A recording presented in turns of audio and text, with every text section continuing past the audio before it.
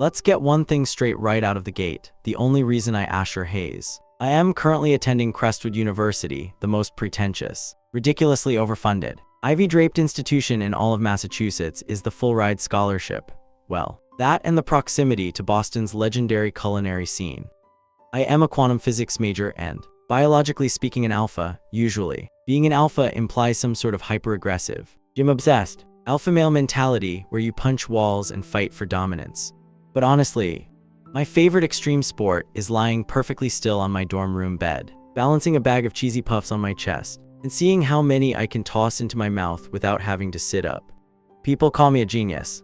I call myself a highly functional slacker who happens to be really good at math.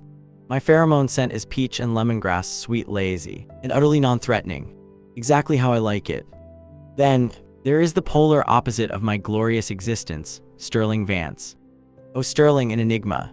The heir to the multi-billion-dollar Vance Enterprises. I was lounging by the courtyard this morning, actively avoiding a literature S, when I saw him step out of his ridiculously sleek, midnight black Lincoln Navigator. He looked like he was ready to buy the university, fire the dean, and redecorate the campus just for fun. He is infuriatingly perfect. He radiates a pheromone scent of aged bourbon and expensive oak, a scent that screams old money and I am better than you. He is a neat freak, a perfectionist, and arrogant to the bone. As much as I despise his capitalist overlord attitude, I privately gave him a solid 9 out of 10 in my mental hot guys of Crestwood notebook. I docked a single point only because his personality is essentially a designer trash bag. Unfortunately, fate or the sadistic registrar's office forced us into the same mandatory biochem general science lab. Mandatory credits are the absolute bane of my existence. It was a Tuesday afternoon. I was sitting in the back row, eyelids heavy, mentally debating whether I should order a double bacon cheeseburger or a spicy tuna roll for dinner. Down at the front, Sterling was looking utterly disgusted by a slightly smudged glass beaker, treating it like a biohazard. Then, chaos erupted. Someone, probably a nervous, sleep-deprived beta in the third row, messed up the pressure valves on the main gas line. There was a sharp, aggressive hiss, followed by a weirdly sweet, pungent chemical smell that flooded the room. Someone screamed. I heard a loud pop. The last thing I remember before the world went completely black was Sterling turning around, his pristine white lab coat fluttering, and a dense wave of concentrated, shimmering gas hitting us both square in the face. I woke up to the sterile, depressing smell of the campus infirmary. My head throbbed with a dull ache, but strangely, my body felt different. My center of gravity was off. My legs felt too long, stretching past the edge of the uncomfortable medical cot. I sat up groaning and rubbed my eyes. My hands. I stared at my hands. They were larger, paler, with long, elegant fingers, and strapped to the left wrist was a ridiculously heavy, diamond-encrusted Patek Philippe watch. I don't own a watch. I can barely afford to keep my Spotify premium subscription active. A cold spike of dread hit my stomach. I threw the thin blanket off, my bare feet hitting the cold linoleum floor. Why was the floor so far down? I stumbled toward the small, fluorescent-lit mirror hanging over the stainless steel sink in the corner of the room. I looked up, and I stopped breathing. Staring back at me was not my messy, sleep-deprived, bedhead face, no. Staring back at me were piercing, icy blue eyes, sharp cheekbones, a jawline that could probably cut glass. Staring back at me was Sterling freaking Vance. What the actual hell? I whispered. The voice that came out of my mouth was deep, smooth, and laced with that signature bourbon huskiness. It wasn't my voice. I blinked. The billionaire heir in the mirror blinked back. I raised a hand and poked my cheek. The enigma poked his cheek. I slowly pulled open the collar of the hospital gown, peering down at my chest. Holy mother of abs. The guy was built like a Greek god, okay, I thought, running a hand over the perfectly sculpted muscles. If I'm having a hallucination, at least it's an aesthetically pleasing one. Did we swap bodies? Like in those cheap, zero-budget Friday night movies. Panic, sure, I panicked. For exactly 3 seconds, 1, 2, 3, then, my eyes darted to the chair next to the bed, where Sterling's tailored designer jacket was neatly folded. I lunged for it, rifling through the inner pockets until my fingers brushed against smooth leather. I pulled out his wallet. Inside, nestled like a king among platinum credit cards, was the holy grail of capitalism, an American Express Centurion. The legendary black card. No spending limit. My brain, usually reserved for unraveling complex quantum mechanics, immediately formulated a brand new, Highly advanced equation. Sterling's body plus Sterling's bank account equals unlimited Michelin star food. Suddenly, a sleek iPhone in the jacket pocket started vibrating frantically. The screen lit up, and the caller ID flashed in bold letters, Asher Hayes. Oh right. That meant Sterling Vance, the arrogant, germophobic enigma who ironed his socks, was currently waking up in my body. Which meant he was waking up in my dorm room. A dorm room I hadn't cleaned in 3.5 weeks. The floor was basically a toxic minefield of stale pizza boxes, empty soda cans, and a mountain of unwashed laundry. I could almost hear his wealthy, upper-class screams echoing all the way across the Massachusetts campus. I smiled. The handsome, aristocratic face in the mirror stretched into a very un-Sterling-like, incredibly lazy, shit-eating grin. I tapped the red button to decline the call. Then, I held the power button until the screen went completely black. Sorry, Vance. Figuring out this cosmic, scientific anomaly of a body swap could wait, right now. I have a date with a 2-pound, butter-poached Boston lobster, and your wallet is paying for it. Living as a billionaire enigma, I quickly discovered, was exhausting. And by exhausting, I mean I had to push a button to summon a private elevator to take me directly to the penthouse. It was a tough life, but I was willing to make the sacrifice. Sterling Vance's off-campus residence wasn't just an apartment, it was a sprawling, glass-walled fortress of solitude overlooking the breathtaking Boston skyline. The moment I walked in, I was greeted by Italian marble floors that probably cost more than my entire tuition, and a minimalist decor that screamed, I have no emotions, only money. I immediately set about fixing that atmosphere. Within 2 hours, I had discarded Sterling's stiff, tailored designer suit for a ridiculously soft, emerald green silk robe I found in his cavernous walk-in closet. I was currently submerged up to my neck in a massive soaking tub, a 24-karat gold sheet mask resting coolly against my well. His flawless cheekbones, in one hand, I held a glass of something sparkling and incredibly expensive that I poured from his private cellar. In the other, I was scrolling through his iPad, aggressively adding limited edition sneakers and high-end gaming gear to an online shopping cart. Swipe purchase. Black card approved. God bless capitalism, I mumbled, the gold mask crinkling slightly around my mouth. My bliss, however, was interrupted by the relentless buzzing of Sterling's iPhone resting on the marble vanity. I had ignored the first dozen calls from my own number, but the text messages were becoming increasingly unhinged. I leaned over, snagging the phone with a wet hand, and unlocked it using Sterling's face. The notifications from Asher Hayes, which was currently Sterling trapped in my dorm, were rolling in like a panicked news ticker. The first text read, answer the phone. This is not a joke. A few minutes later, another text arrived, your room is a biological weapon. I just found a pizza box from 1998 under the bed. Are you trying to cultivate a new strain of the plague? And then I had to touch a laundry basket that smelled like despair and stale corn chips to find a clean shirt. I am calling my lawyers. I chuckled, taking a sip of the sparkling water. It was oddly satisfying, imagining the pristine, germophobic enigma wearing my oversized, slightly faded physics geeks duet with momentum hoodie. Then, a new picture message popped up. It was a photo of a small, worn leather notebook. My notebook. I sat up slightly, water sloshing over the edge of the tub. Oh crap. Sterling sent a flurry of angry messages, a hot guise of Crestwood rating book, really. Are you a hormonal teenager from a 2000 sitcom?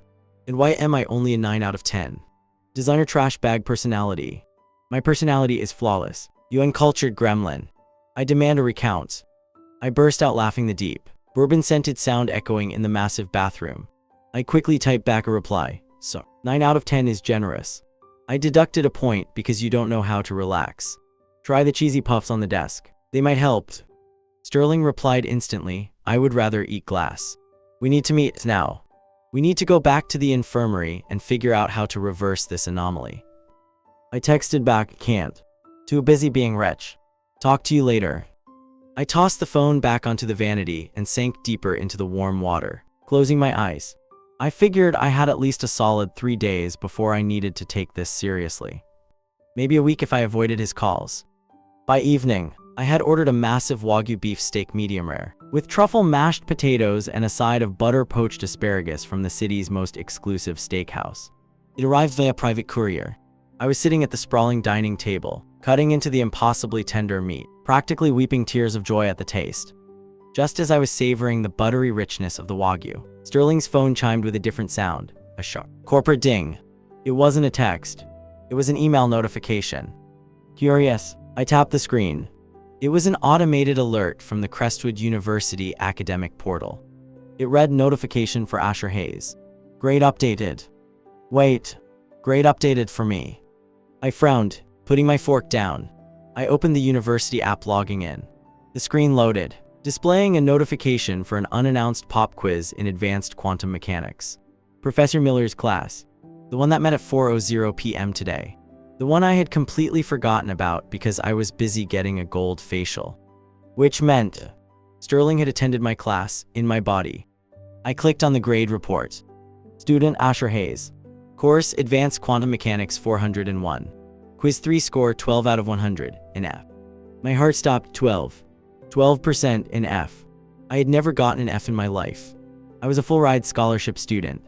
My GPA had to remain a pristine 4.0, or the board would snatch my funding faster than I could blink. An F on a pop quiz worth 15% of my final grade was an absolute catastrophe. A second later, a text message popped up on the screen, dripping with wealthy malice. It was from Sterling. Surprise.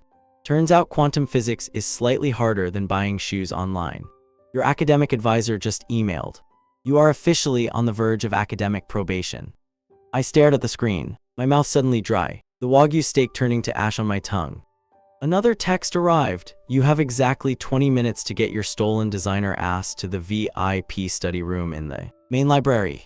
If you are late, I will personally email the Dean of Sciences and forfeit your scholarship entirely.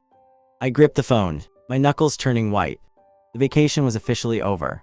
The Enigma had just declared war on the one thing I actually cared about. Oh, you are so dead, Vance, I growled in his deep voice, shoving away from the table. Nobody messes with my GPA. The VIP study room on the 4th floor of Crestwood's main library was a place I usually only saw in the universities. Glossy promotional brochures. It had mahogany-paneled walls, antique brass lamps, and a massive leather Chesterfield sofa that looked softer than my actual bed. I slammed the heavy oak door shut behind me, the sound echoing in the opulent silence. Sitting rigidly at the mahogany desk was Sterling Vance. Well, technically, it was my body, my messy brown hair, my slightly pale skin, and my faded physics geek's duet with momentum hoodie. But the posture, the furious, stiff-backed, murderous glare radiating from my hazel eyes. That was all Sterling. 12%, I sneered, striding across the room in his ridiculously expensive, custom-made Italian loafers. I tossed a crumpled printout of the syllabus directly at his my face. You got a 12 on a quantum mechanics quiz. Did you just guess C for every multiple choice question? Sterling caught the paper, his jaw clenching. It was bizarre seeing my own face look so incredibly patrician and angry. The questions were written in what appeared to be ancient Greek haze. And I'll have you know, I didn't guess. I attempted to deduce the logical pattern. Logic. In quantum superposition, I let out a sharp, aristocratic bark of laughter, a sound that belonged entirely to his deep, bourbon-laced vocal cords. You arrogant idiot. You're going to tank my 4.0 GPA. My scholarship is the only thing keeping me from working at a grease pit diner. And your complete disregard for my diet, Sterling shot back, pointing an accusing finger at me, is going to give me a heart attack. You smell like truffles, Wagyu fat, and financial irresponsibility. I smell like joy, I corrected him. I walked over to the plush leather sofa and dropped onto it with a heavy sigh. The cushion swallowed me perfectly. I brought a plastic grocery bag with me paid for with the black card, naturally, and dumped its contents onto the coffee table. 3 bags of sour cream and onion potato chips, a massive box of gummy bears, and a 2-liter bottle of soda. Then, I did what any reasonable, highly intelligent slacker would do in a hostage situation. I swung my long legs up, stretched out across the sofa, and dropped my feet squarely onto Sterling's lap. He flinched as if I had just hit him with a taser. What are you doing? He hissed, staring down at his own expensive loafers resting against my worn denim jeans. I am getting comfortable, I said lazily, sinking deeper into the sofa. Since I now have to miraculously cram a semester's worth of advanced physics into your perfectly styled, completely empty head, I require compensation. Open the chips. It massaged my calves. Walking up those marble stairs in these stiff shoes gave me a cramp. Sterling's eyes widened in sheer, unadulterated outrage. I am an enigma. I am the heir to Vance Enterprises. I do not massage people, and I certainly do not serve junk food. You do if you want to pass tomorrow's makeup exam, I replied, crossing my arms behind my head. Or should I call your board of directors right now, using this very expensive phone, and tell them the great Sterling Vance is actually a smooth-brained himbo who doesn't know the difference between a quark and a quasar? He glared at me for a long, tense moment. The silence was thick, heavy with a bizarre mixture of fury and helpless frustration. Finally, with a sharp exhale, he reached forward. He grabbed my calf his calf, and began to squeeze, his strong fingers pressing into the muscle. With his other hand, he angrily ripped open the bag of chips. "Feed me," I commanded, opening my mouth. Looking like he wanted to poison me, Sterling shoved a potato chip into my mouth. I chewed loudly, completely unbothered by his murderous aura. "All right, let's start with Schrödinger's equation," I mumbled around the chips. "Read page 42 out loud. And try not to hurt yourself pronouncing the big words." For the next 2 hours, the VIP room became my personal kingdom and Sterling's absolute hell. I lay there like a Roman emperor, dictating complex wave functions and particle behaviors while he read, massaged my legs, and occasionally fed me gummy bears. "I still don't understand how the particle can be in 2 states at once," Sterling muttered, rubbing his temples in genuine frustration. "Is your brain just for decoration, Vance? To balance out your cheekbones?" I sighed, rolling my head to look at him. "Think of it like your trust fund. The money exists in multiple offshore accounts simultaneously until the IRS observes it, at which point it collapses into a single taxable state. Make sense?" Sterling blinked.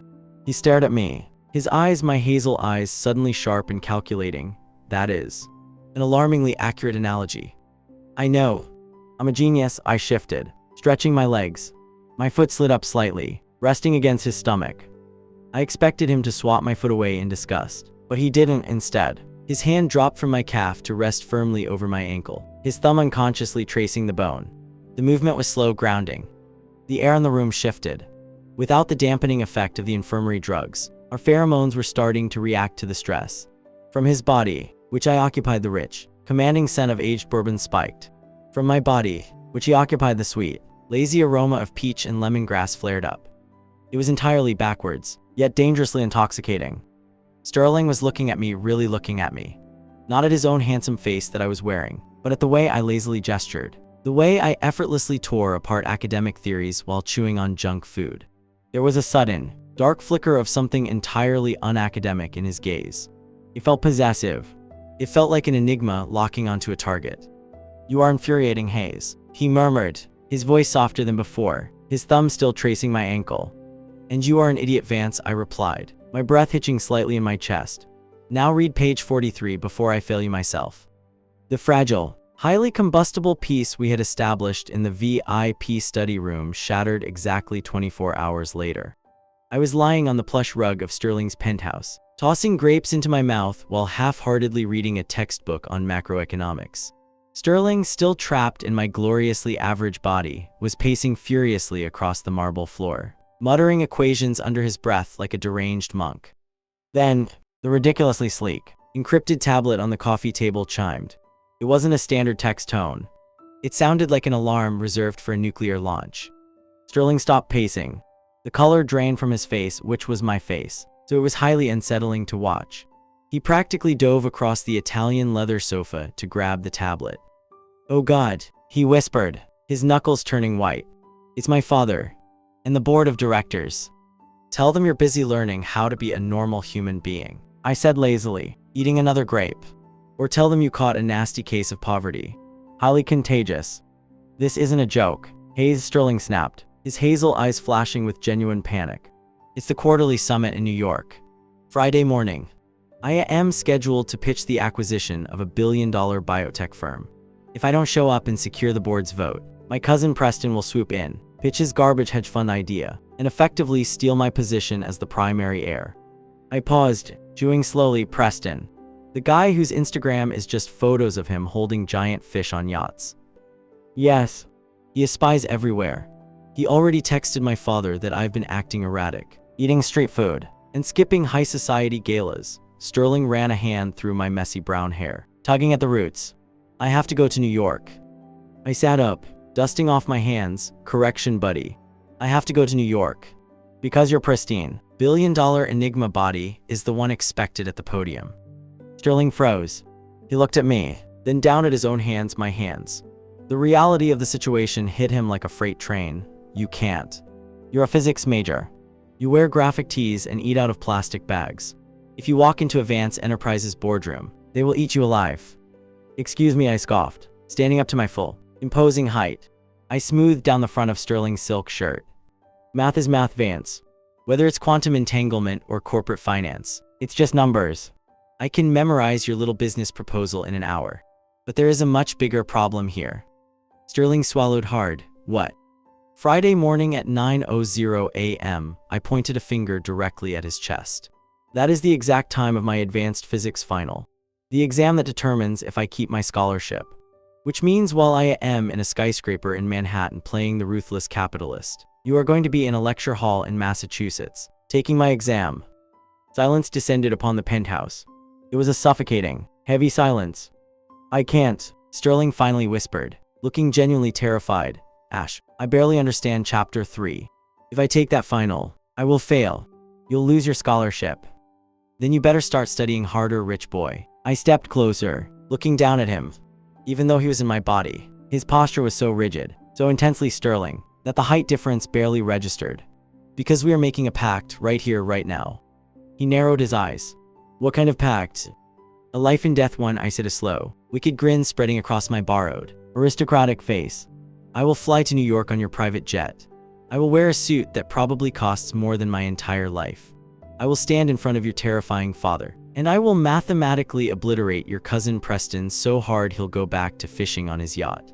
I will save your inheritance. Sterling looked breathless, hanging on to every word. And in return, you will lock yourself in the library. You will bleed quantum physics. You will score no less than an A- on my final. I demanded, leaning in until I could smell the familiar peach and lemongrass scent radiating from my own body. And, most importantly, the food clause. The food clause. If I save your billion-dollar empire, you're paying for my meals. Every single one. For the rest of my college career. I want Kobe beef on a random Tuesday just because I'm breathing. I want Michelin star sushi delivered to my dorm at 2:00 a.m. You're going to be my personal, unlimited food sugar daddy. Sterling stared at me. For a moment, I thought his enigma pride would make him refuse, but then a sharp, almost feral smile broke through his panic. It was the smile of a predator backed into a corner, making a desperate deal with the devil. Fine, Sterling breathed. You have a deal, Hayes. Unlimited food. But if you embarrass me in front of the board, I will personally throw you off the top of the Vance Tower. Deal, I said. Then we need to prepare, Sterling said, his voice dropping an octave, full of sudden authority. He stepped forward, grabbing the lapels of my silk shirt. You don't just walk into Wall Street. You have to project absolute dominance. You have to look at them like you own the air they are breathing. He was standing entirely too close. As he adjusted my collar, his fingers brushed against my neck. The sudden jolt of electricity was undeniable. My current body, the enigma, reacted instantly. The rich scent of bourbon flared, thick and heady, filling the space between us. I saw Sterling's breath hitch as he inhaled my pheromones. His eyes darkened, his gaze dropping to my lips for a fraction of a second before snapping back up. I can handle dominance, Vance, I murmured, my voice coming out much huskier than intended. We'll see, he whispered, his thumb lightly grazing my jawline. Don't mess this up, Asher. Worry about Schrödinger, Sterling. I shot back. The battle lines were drawn. We had 48 hours until Friday. 48 hours to master each other's worlds, or lose everything. Stepping into the Vance Enterprises headquarters in Manhattan felt like walking into a cathedral dedicated to capitalism. The air was sterile cold, and smelled faintly of floor wax and ruthlessness. I was wearing a bespoke Tom Ford suit that cost more than my entire 4-year tuition, and every time I took a step, my borrowed enigma pheromones heavy, aged bourbon parted the sea of terrified employees before me. I had to admit, Sterling's body was a weapon. I just had to aim it correctly. I pushed open the double glass doors to the primary boardroom. The room fell silent. 20 of the most powerful, intimidating executives in the country stared at me, including a man at the head of the table who possessed the exact same icy blue eyes I was currently looking out of. Sterling's father, the kingpin, and sitting to his right, smirking like a frat boy who just spiked the punch bowl, was Cousin Preston. "Sterling," Preston said smoothly, leaning back in his leather chair. "So glad you could grace us with your presence. Though I hear you've been spending a lot of time eating out of food trucks lately. Slumming it, are we? Perhaps your judgment is slipping." I didn't immediately respond. I walked to the head of the table, unbuttoning the suit jacket with practiced, aristocratic ease. I let the silence stretch, allowing the sheer weight of my enigma presence to press down on the room. Sterling had taught me that never rush to fill the silence. Make them sweat. "My judgment, Preston, is why this company is about to make a 300% return on investment," I said, my voice low, dropping a thick, leather-bound portfolio onto the mahogany table. "While you've been busy posting pictures of yourself holding dead fish on yachts, I've been analyzing the biotech acquisition." Preston scoffed. "Biotech is a volatile sector. My hedge fund strategy offers a secure, linear 8% growth." Linear, I let out a sharp, mocking laugh. It was a very Asher Hayes laugh, completely dismissing his intellect. "You're looking at linear projections, Preston. The market isn't linear. It operates on probabilistic wave functions. You are trying to play checkers on a quantum chessboard." I didn't wait for him to recover. I grabbed a dry erase marker and stepped up to the massive glass board. I didn't need Sterling's business notes. Economics, at its highest level, is just applied mathematics. And nobody in this room was better at math than a quantum physics prodigy. For the next 45 minutes, I mathematically obliterated Preston Vance. I broke down the biotech firm's research and development variance using Schrödinger's equations adapted for market volatility. I tore apart Preston's hedge fund proposal, exposing a critical flaw in his risk assessment model that would have cost the company $500 million in a market downturn. "Your model is fundamentally flawed, Preston," I sneered, tossing the marker onto the table. "It's cute, really. Like watching a toddler try to pay for a mortgage with monopoly money. If the board wants to hemorrhage cash to protect your fragile ego, vote for him. If you want to own the future of medical technology, you vote for my acquisition." The boardroom was dead silent. Preston was pale, his mouth opening and closing like a suffocating goldfish. Sterling's father looked at the board, then at me. A slow, terrifyingly proud smile crept onto his face. "We vote on the biotech acquisition," he announced. Every single hand went up. Preston was ruined. I had won. Meanwhile, 200 miles away in Massachusetts, Sterling Vance was experiencing his own personal version of hell. I couldn't see him, but I could feel it. The phantom echo of my own body sitting in the freezing lecture hall of the science building. Sterling stared at the final question on the advanced physics exam. My hand was cramping. The paper was covered in frantic scribbles. The clock was ticking down. 10 minutes left. He closed his eyes, taking a deep breath, trying to ignore the sweet scent of peach and lemongrass radiating from his own skin. He needed my brain. He needed to remember.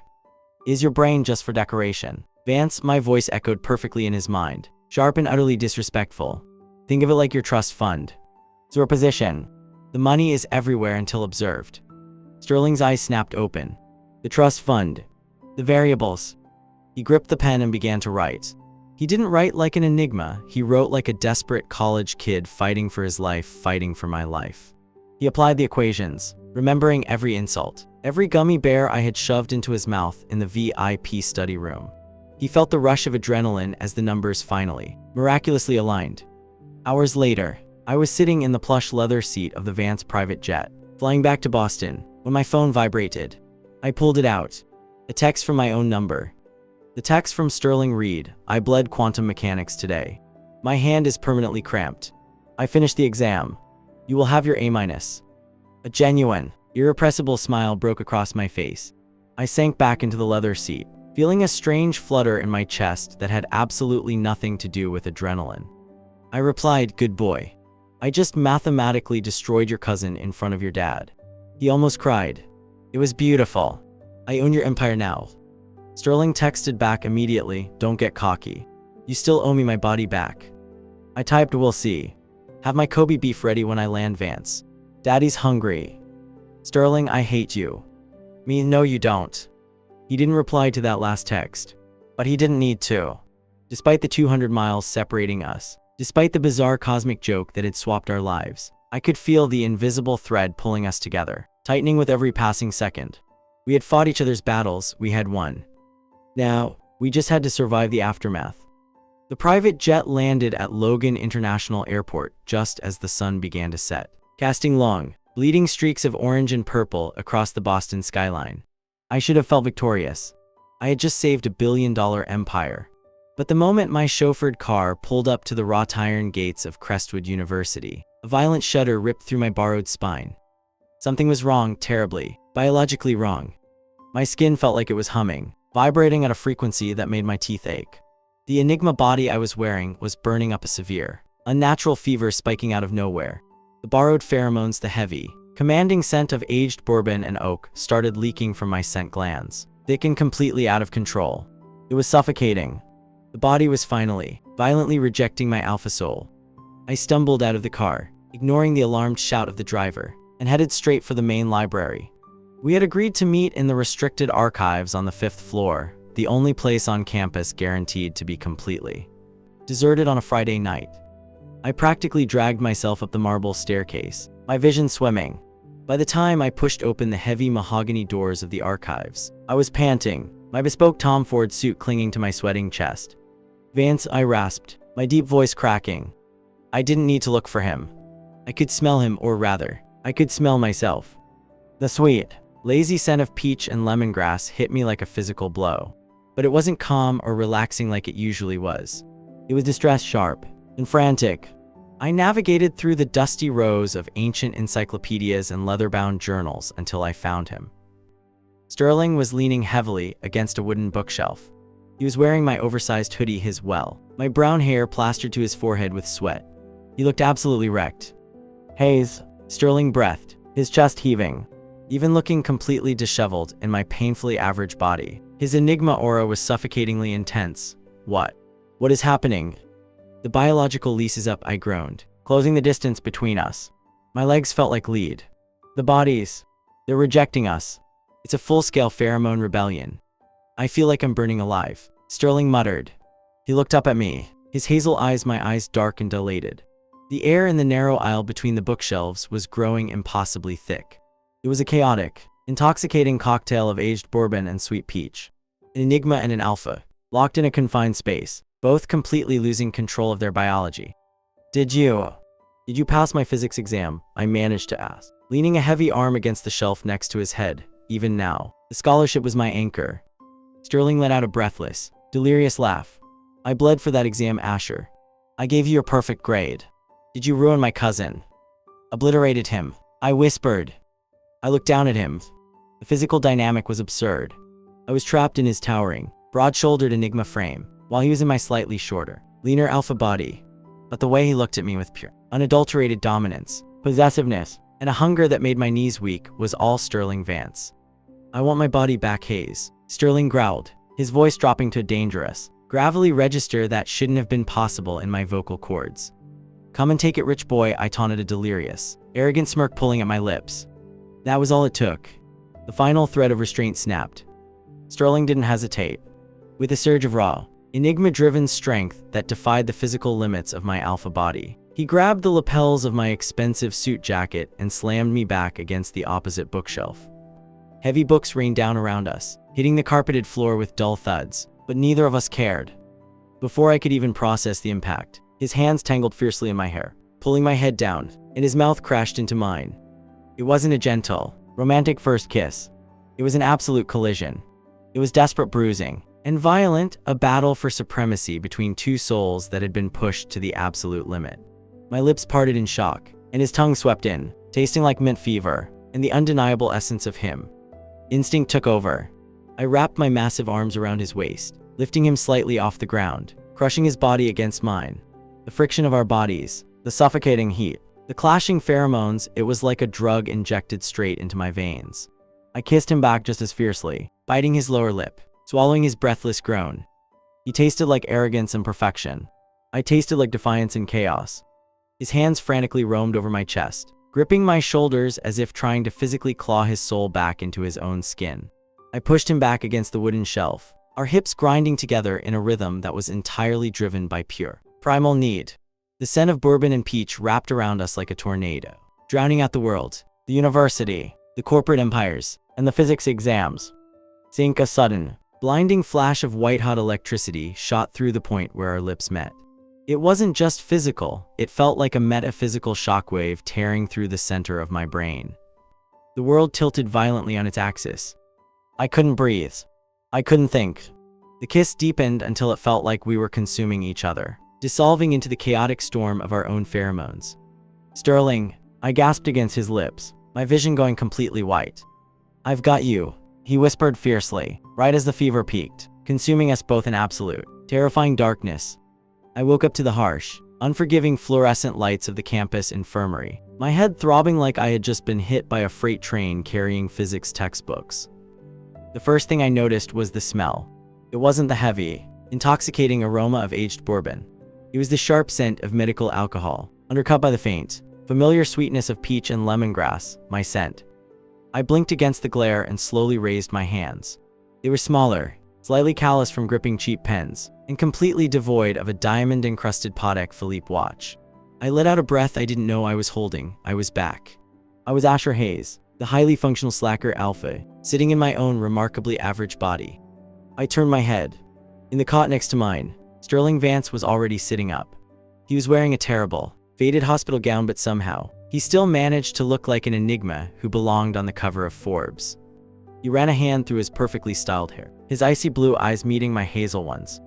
The heavy silence stretched between us, thick with the memory of what had happened in the library. The pheromone rebellion, the collision of bodies, that absolutely mind-shattering kiss that tasted like fever and dominance. "You're you," Sterling finally rasped, his voice smooth and commanding his real voice. "And you're you," I replied, falling back onto my flat, uncomfortable pillow. "Which is great, because I was really getting tired of holding my stomach in to maintain your abs, Vance." He let out a low chuckle, a sound that sent an involuntary shiver down my spine. "Rest up, Hayes. We have a lot to discuss." 3 days later, the universe had seemingly righted itself. I was back in my gloriously messy dorm room, wearing my favorite oversized hoodie and eating a bowl of questionable instant ramen. The television in the corner was muted, displaying a CNN financial report with the headline, "Vance Enterprises secures billion-dollar biotech acquisition in unanimous board vote." I smiled around my noodles. I had mathematically destroyed his cousin. I was a legend. But my real victory was sitting in my inbox. I clicked the Crestwood academic portal on my laptop. My heart pounded a little as the page loaded. The screen displayed Student Asher Hayes. Course Advanced Quantum Mechanics 401 Final Exam. Score 98 out of 100, an A+. I stared at the screen, genuinely stunned. 98. Sterling Vance, the business major who thought superposition was a trendy yoga pose, had locked himself in a library and practically bled quantum physics to save my scholarship. He actually did it. I closed the laptop, a strange, hollow feeling settling in my chest. We had won our respective battles. The pact was fulfilled. There was no biological anomaly tying us together anymore. So why did I feel so incredibly bored? Why did my cheap ramen taste like cardboard compared to the memory of truffle mashed potatoes? And, more annoyingly, why did I miss the scent of aged bourbon? I sighed, deciding to take a walk to clear my head. But the moment I pushed open the heavy glass doors of my dorm building, I stopped dead in my tracks. Parked illegally across the fire lane, gleaming like a mechanized predator under the afternoon sun, was a midnight black Lincoln Navigator. Leaning casually against the hood, wearing a tailored navy blue suit that screamed obscene wealth, was Sterling Vance. The moment I stepped out, his icy blue eyes locked onto me. The air instantly thickened with his enigma pheromones, rich, woody, and impossibly commanding. I walked down the steps, stuffing my hands into my hoodie pockets. "You're blocking the fire lane, Vance. The campus police are going to ticket you." "I own the fire lane, Hayes. And I practically fund the campus police," Sterling replied smoothly, pushing off the hood. "Besides, I was told I had a debt to pay." He reached into the backseat of the SUV and pulled out 2 things. First, a highly insulated, elegant black takeout bag bearing the gold leaf logo of Boston's most exclusive, reservation-only Japanese steakhouse. Second, a thick manila envelope. He walked toward me, stopping just inches away. He held out the bag. A5 premium Kobe beef, lightly seared, with truffle glaze. As requested. My mouth literally watered. I snatched the bag with zero dignity. Oh, thank God. If I had to eat one more cup of instant noodles, I was going to calculate the exact velocity needed to throw myself off the science building. Sterling's lips twitched into a smirk. Then, he tapped the manila envelope against my chest. Open it. I balanced the glorious bag of Kobe beef on one arm and flipped open the envelope. Inside was a thick, legally binding document printed on heavy cardstock. I squinted at the heading. It read Employment and Partnership Agreement. I skimmed the first few lines. What is this? Full-time academic consultant, Sterling. I already saved your biotech deal. I'm not working for your dad. Keep reading, Sterling murmured, stepping even closer. I scrolled down to section 4. It read, furthermore, the consultant Asher Hayes agrees to the role of exclusive boyfriend to the employer, Sterling Vance. Compensation includes, but is not limited to, unlimited access to the American Express Centurion card, daily delivery of Michelin star meals, and full-time protection from all minor inconveniences. I choked on my own spit. Boyfriend, are you trying to monopolize my brain, Vance? I'm trying to monopolize you, Sterling corrected, his voice dropping to that husky, dangerous register that made my alpha instinct short-circuit. Before I could hurl another sarcastic insult at him, Sterling stepped completely into my personal space. His large hand slid around my waist, pulling my back firmly against his broad, zooted chest. He buried his face in the crook of my neck, inhaling deeply. God, I miss this scent, he muttered against my skin, his breath sending a jolt of electricity straight to my core. The penthouse has been too quiet, and my father keeps asking when the genius who embarrassed Preston is coming to dinner. I leaned back against him instinctively, the warmth of his enigma body seeping through my hoodie. The scent of bourbon and peach curled together in the air, a perfect, intoxicating harmony. This is pure capitalist exploitation, I grumbled, opening the takeout container to inspect the beautifully marbled Kobe beef. You think you can just buy my affection with premium meat and a black card? Sterling's arms tightened around my waist. He pressed a soft, lingering kiss just below my jawline. Is it working? I picked up a piece of the perfectly glazed beef with the provided chopsticks and popped it into my mouth. It melted instantly. It was a culinary religious experience. I closed my eyes, letting out a satisfied lazy sigh. Yeah, I mumbled, chewing happily while the billionaire enigma continued to hold me like his most prized possession. It's definitely working,